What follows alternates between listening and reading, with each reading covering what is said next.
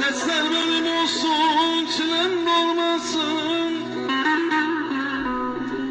Bize sebep olan babam murad almasın.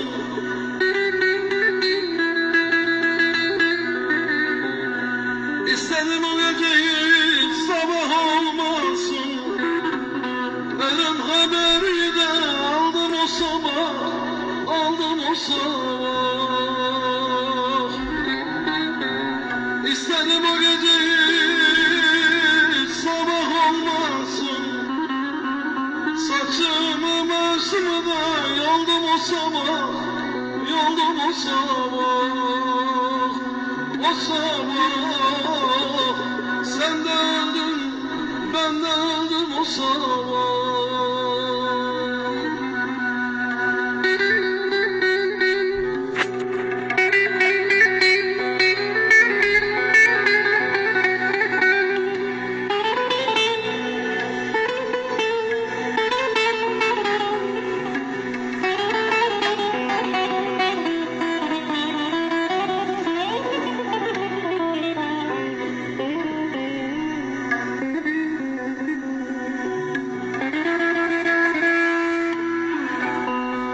Fidanımın sana bülbül öter mi?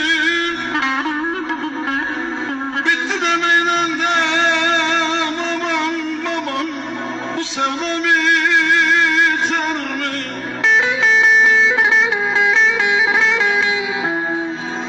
Yanımda olsaydın da babam elin gücü yeter mi?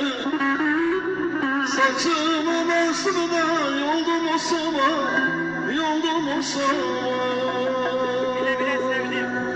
Yanımda olsaydın da babam elin gücü yeter mi? Saçımı başımı da yoldum o sabah, yoldum o sabah. O sabah sen de